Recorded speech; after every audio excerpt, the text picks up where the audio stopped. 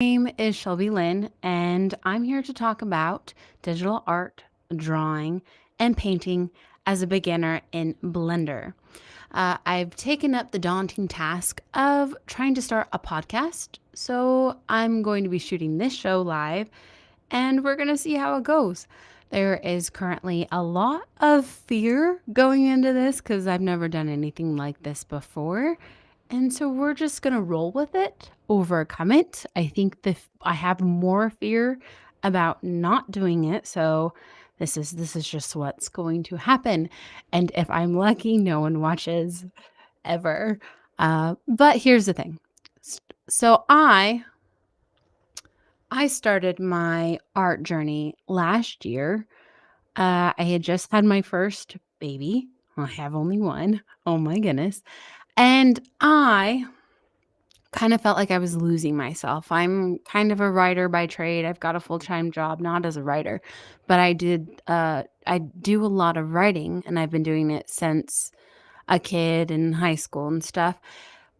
And it all stemmed from like wanting to publish a book and trying to get an artist to do the book cover, but it was during COVID and I spent 2 years. I've I had a contracted artist to do the book cover and they just kind of ghosted me, but I love this artist so much, so I didn't want to cause any problems. I understood their circumstances and what they were going through. And then after it was all said and done, I was like, I've always wanted to learn how to do art. I've always wanted to try and learn that skill of drawing and painting. And so my maternity leave, I spent time taking me time trying to learn classes and learn how to draw, and I was doing it all digitally. Well, I didn't have a good concrete plan. So then what happened after that is it just fell through. Year later, I'm picking it back up and I'm actually really going for it. And it's honestly, it's fun, it's scary, it's daunting because I do not have a clue what I am doing. So I'm sharing my journey on social media and in this podcast. And the podcast is, I'm starting this podcast because I haven't found a lot of content out there on Blender that I could just listen to throughout the day, just different takes, different understandings, especially from new people who are trying to learn Blender to successfully create some digital art. So that is the point of this podcast. And I want to listen to this during the day while I'm doing my adult responsibilities, like my full time job or taking care of the house or taking care of my family and not have I want to be able to mentally practice while I'm away from the computer and be able to rehearse the information in my head. So this is going to be me spewing, but also me just kind of organizing my thoughts, getting it all out there.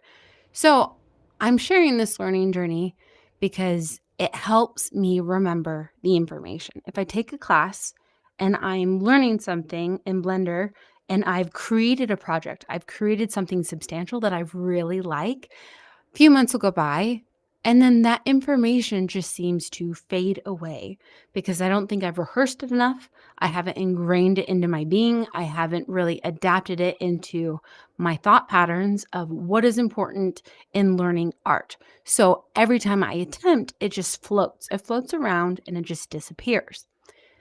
The goal of documenting and creating videos about what I'm learning and my projects that I'm creating is to cement the material in my mind.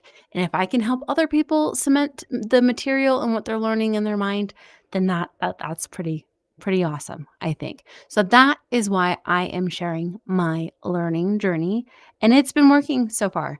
I've got not a lot of, I've got some videos on YouTube that have just been very basics about Blender, basics why, and how to create structure for myself to be able to learn and to absorb material. And it's been working. I've got 10 steps for going on a learning journey for myself to help keep it structured. And I've got some beginner tutorials or just updates about Blender itself and how it works. Now, doing this every week is just going to cement it more and more into my mind. And that is the goal, to create more videos, to create this podcast, to let it go out there, and to just let my brain focus on what I'm learning and what I want to share. Yep, that's the goal.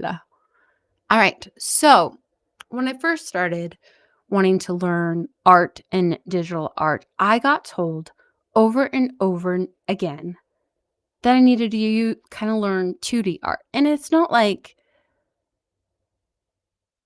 everyone was saying jumping into a 3D software was bad, but wanting to use a 3D software the way I wanted to use it, not a lot of people use it that way. For example, I wanted to do 2D art illustrations in 3D space. I kind of wanted to just fiddle around with that. I fell in love with Danny Mac and saw that he was creating cool things, and Blender was the question.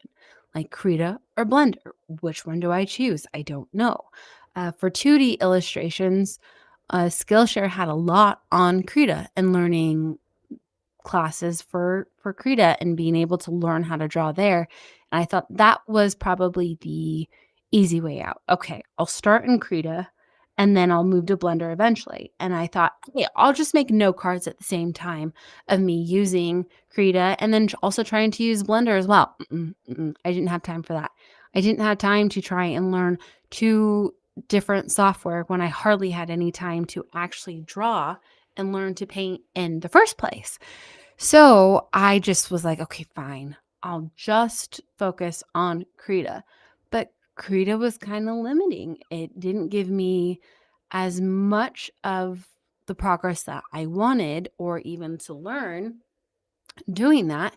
So I had to really kind of I lost momentum and it just became a problem when I wanted to do more, I wanted to create more, I wanted to create these visual, really cool animations. There's so much potential that you can use with Blender. So you've really got to understand, what do you want? What do you want to use? Do you just want to do 2D art? Then Krita is going to be fine for you. But I wanted to delve into Blender. I wanted to make 3D kind of animation things like Sophie Jantek. She's got some really cool videos on YouTube of just rotating images in a 3D space that are very artistic, that are very beautiful. And I didn't know how she did it, and I wanted to do that. I wanted to create that. So that's why I literally couldn't get Blender out of my head. But what is the first thing? What is the first thing that happens when you try to go to Blender? Well, you get stuck in modeling. All the classes on Skillshare are focused specifically on modeling, on light. You've got Blender Guru, who's well, not always, but he's got his awesome donut tutorial, which is really cool, really amazing. I didn't understand what Blender was used for. Blender is CGI, mainly effects, using commercial images that promote products. I didn't even realize that. I was looking at it more for the sculpting. I wanted to make my 2D images 3D, and I wanted to be able to one day learn how to animate. And so that's kind of all on why I wanted to do Blender. But it really blew my mind this year when I went beyond the first introduction to Blender, beyond the modeling, beyond making the shapes, and really kind of just taking a look at their 2D animation layout. I can probably share it real quick. Let's see. We're going to share our screen. And for those who are listening in a podcast version, I am sorry that you will not get to see, but you can go into a 2D animation screen and purely focus on your 2D animations and making them into 3D. Now, on my screen, you'll see kind of the first project that I've been working on. Sophie Jantek has a tutorial on how to create a bonsai tree, and that's currently what I've been working on. I'm rotating my tree in Blender just to show for a second kind of what it is. But I totally bypassed the modeling phase of what people wanted to do and wanted to learn normally in Blender, and I went strictly to their 2D animation, and I'm not even using their animation skills yet. I'd like to, and I'm just purely making these images that I like in a 3D space. And that, I think, is the more unconventional path of starting Blender. And it's why I eventually was like, "Nope, I'm gonna kinda bypass Blender completely, and I'm bypass Krita, sorry. Bypass Krita completely and choose Blender and let that be my software of choice when I'm ever sketching, like, just strictly 2D and trying to learn from any of the art courses that I take." It was just gonna be like, I'm just gonna choose it. I'm gonna take the unconventional route, and I'm going to use it as a 2D software, but also work on creating those 2D images and basically sidestepping that and going straight to 3D. And it's been exciting, it's been fun, it's been complicated. It's been one of those things where it is highly technical. It is it's a learning curve that is beyond. If you're just trying to start learning art like me, and adding Blender on top of the mix is another level of, "Are you crazy? Do you understand the type of pressure you're putting yourself under?" If you're learning this technical program and trying to learn 3D art at the same time, how in the world are you ever going to accomplish it? Uh, but I have been doing it. It's been amazing and it's been exciting, and I've been setting up notes and coursework to go over every day from my classes that will refresh what I'm learning in Blender and refresh what I'm learning artistically. I've got that all written down, and I plan to do more information on that, but I would love to know how other people started Blender.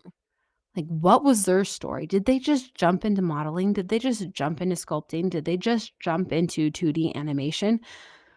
I Limiting yourself to one, I don't think is the most correct. When you're starting out, yes, I think you do need to limit yourself to what tabs, what draw modes, what edit modes, and object modes, and things that you can do in those categories will help your image and create your end project. The end project is the goal. But learning all of Blender, I'm excited to learn all of Blender. I am excited to kind of learn it to the point where I might be able to learn it as well as playing a professional instrument, where I would be able to use modifiers. I would be able to use different scenarios and simulations and different animation tools to really create something that is awesome. And I don't think it is talked about often enough for 2D artists, the potential of art that you could create using a different software, something like 3D. So, other artists that have played around with the Blender software and creating images in a 3D workspace that have been untraditional to normal Blender modeling fundamentals is Gok. I'm going to be taking a class on him and sharing that journey on here and on YouTube. Marco Bucci, saying that wrong. Marco Bucciati, he has a Skillshare course and on his website that will also take you how to do the 2D sphere into the 3D space of Blender and trying to create images for just to output 2D images for professional work. Haven't taken that course yet. I will in the future, and I'd like to compare the two courses. And then the third person, obviously, is Sophie Jantek on YouTube, where she created these 3D images in a space that looked like, what are they called? Field guides. They're gorgeous. I love them.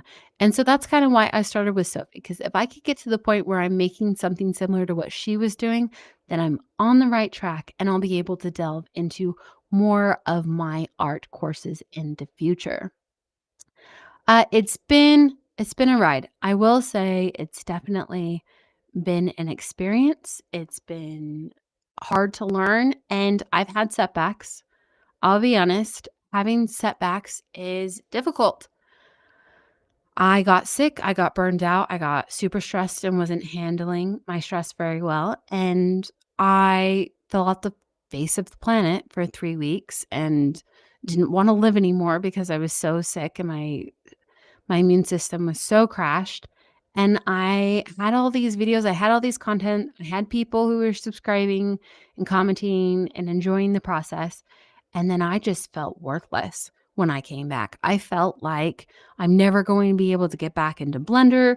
I'm never going to be able to successfully produce art or make these projects that I want because how in the world am I going to start again?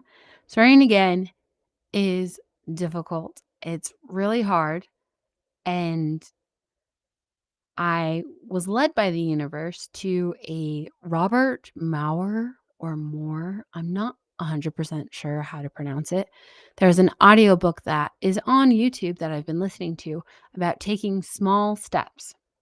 So, granted, today's small step was getting on and doing this live and doing the podcast. I mean, it seems like a big thing, and this is a big thing. Like I'm only now starting to get comfortable, and I think I have butchered my podcast and first episode and just kind of but this is what it is. This is we'll get better as time goes along.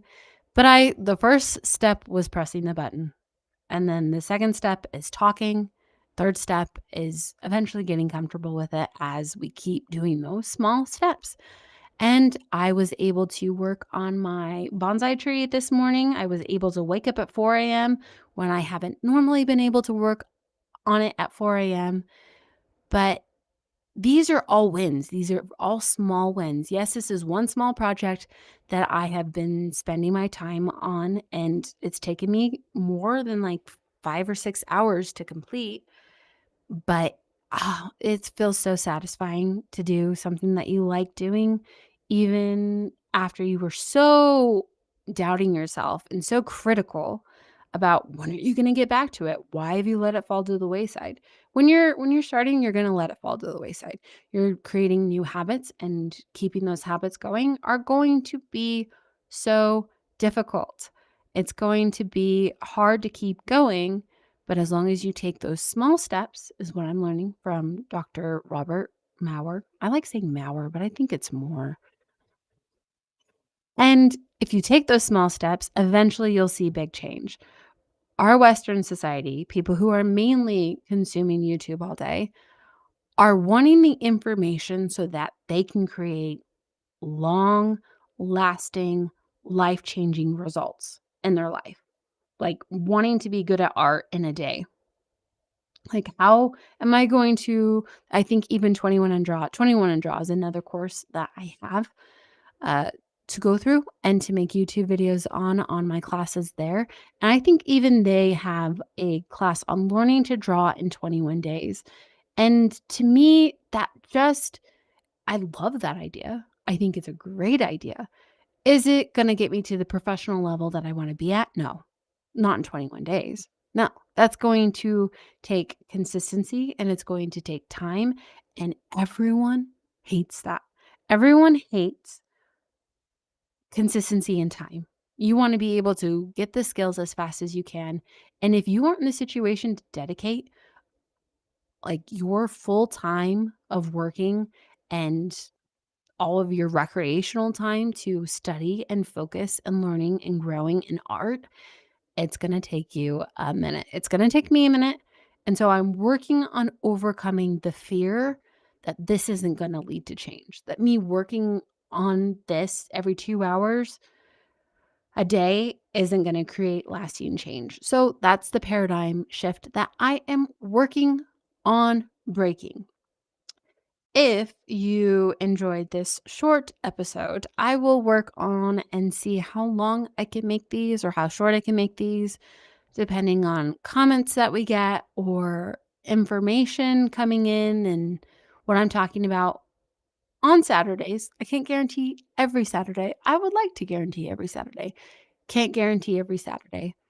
But depending on the information that comes in, I'll be able to gauge more on how long this is going to go. I think as a beginner, and the first episode slash show is pretty good. I'm currently live on YouTube, Facebook, Twitter, and Trovo. Uh, I just am using Restream. So I just took advantage of Restream's capabilities to be able to do that. And we are going to attempt to do this every week. I think I lost my train of thought. This is going to go great, guys. You want to learn Blender, you want to learn digital painting, you want to learn drawing and figuring out your brushes and learning different colors. I might not be the person for you, but I think eventually I would be the person for you once I learn it all. So this is a newbie's perspective on Blender. Really quick, this is never going to end, but it is going to end because it hasn't been that long. I did have one more thing I wanted to say. The very first thing that I learned in Blender, that I prioritized learning in Blender, and you're going to think this is the most superficial thing in the planet, on the world. Oh my goodness. I had to learn how the themes. I checked out the themes.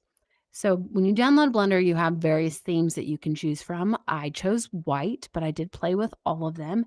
And I wanted I wanted a mindset. I wanted something that I knew I would want to be able to come to every day. I think I'm a snob, an aesthetic snob.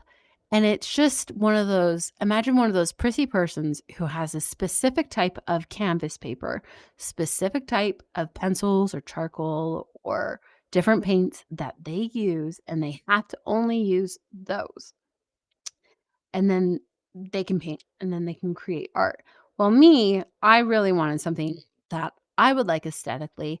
And digital painting on its own and creating digital work is so much faster than trying to get all the art supplies together to create art. It's so daunting thinking traditional that I'm like, I would never be able to even start this journey if I was thinking of doing traditional art. But digital art, I wanted something that wasn't going to dampen my mindset. And theme seems unimportant, but I think it is so important.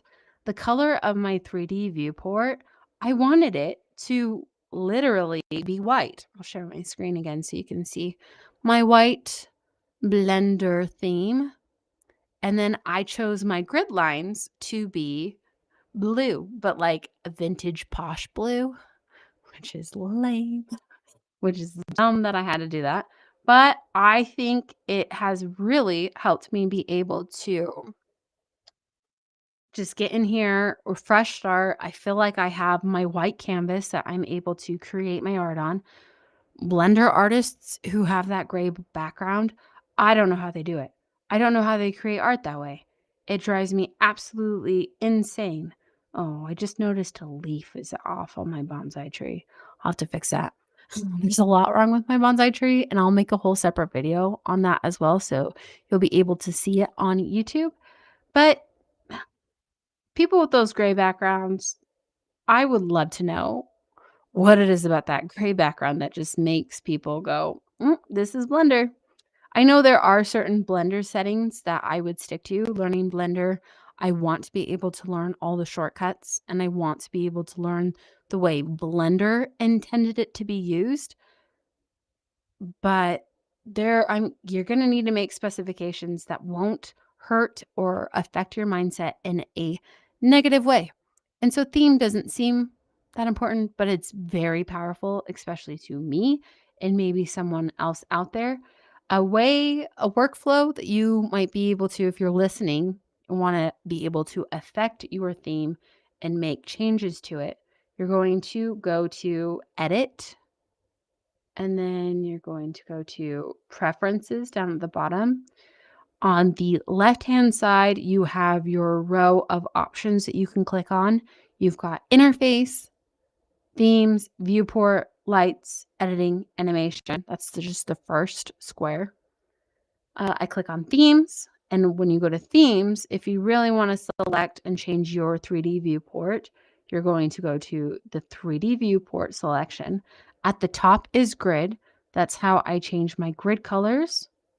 And then if you scroll, you've got to scroll down in order to change the theme space of the 3D viewport.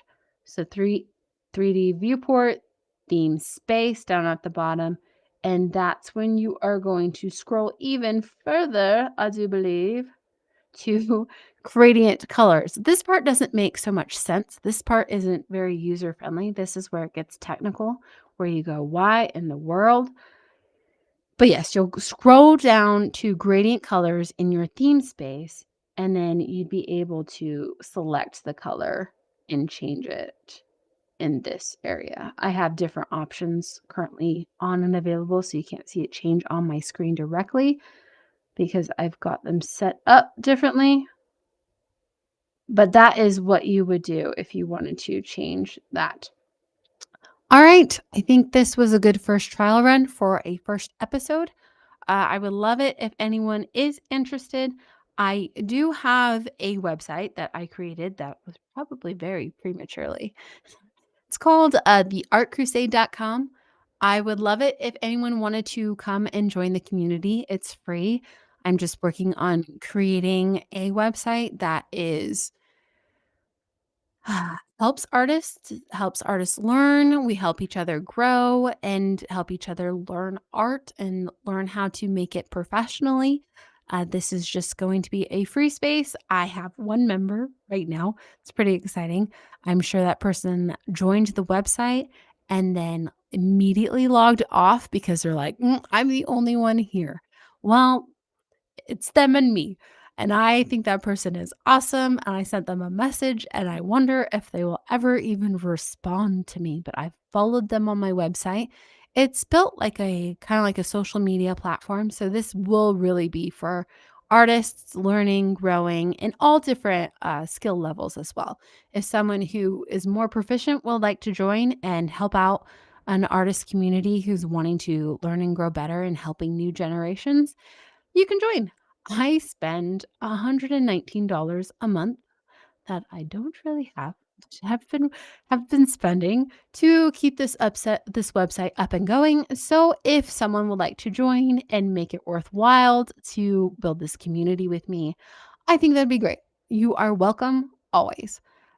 Thanks for tuning in the podcast because we have no comments from any of our live destinations, which is very exciting for me. It made me comfortable that no one was watching, and I think I just need to pretend like no one is watching every time. All right. This has been me, Shelby Lynn. The Art Crusade is a YouTube channel that I have where I am sharing my journey on how to make digital art by painting and drawing, and I put it up on YouTube. My progress right now is I am working on a tutorial by Sophie Jantak that I paid for $5 to make a bonsai tree in a digital space. Once that project is completed, I will happily report back on how easy the tutorial was, how successful I think the project has been, and did I learn how to continue that workflow and method that I used into my own project that I will create after the bonsai tree. Thank you for tuning in. I hope you enjoy the rest of your day. I look forward to the next podcast. Thanks. Bye bye.